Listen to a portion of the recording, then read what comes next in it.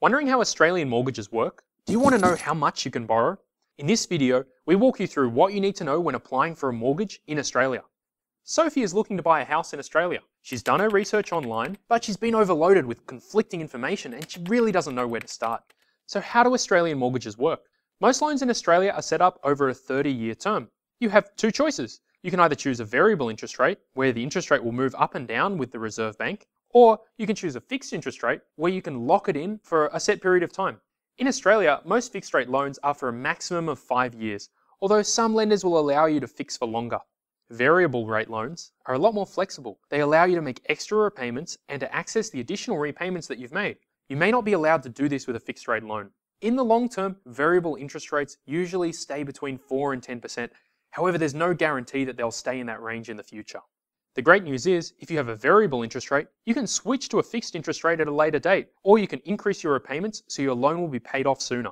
So what kind of features are available to Sophie if she were to get an Australian mortgage? Most Australian mortgages have online access, so they're really easy for Sophie to manage. Your repayments will be automatically deducted from an Australian bank account, and you can also have your rent from your properties paid into that account as well. Some lenders allow you to set up this bank account to offset your mortgage. What this means is that they calculate interest on the overall balance of your loan and the bank account. So if you had a loan of $1 million and you had $100,000 in your offset account, then they'd only charge you interest on $900,000. This can save you a fortune in interest over the term of the loan. Most lenders will also give you the option to make interest-only repayments. This is where you're just paying the interest. Your repayments will be lower, however, you aren't actually reducing the balance. Many investors choose this option so they can put their money to better use elsewhere. But don't worry, if you want, you can still make extra repayments on an interest-only loan. So how much can Sophie borrow on a property in Australia?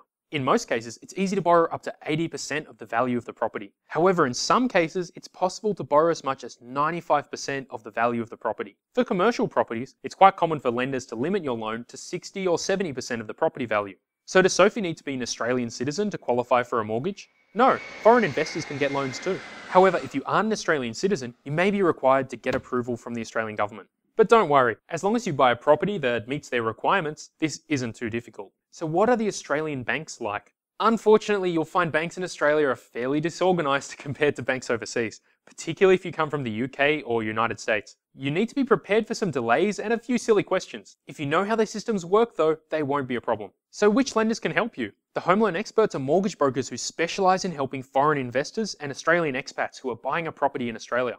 Each bank has different lending guidelines, different requirements, and they also have very different interest rates, which is why mortgage brokers are so popular with non-residents. So what happened to Sophie? Well, she got her mortgage approved and she's buying investment properties all over Australia.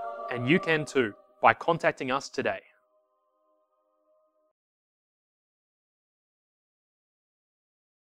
Have you ever wondered how the banks assess your home loan application? What is your credit score and how can you improve it? Meet Ella. Ella has just applied for a home loan. Unfortunately, the banks tell her that her credit score is too low and her loan has been declined.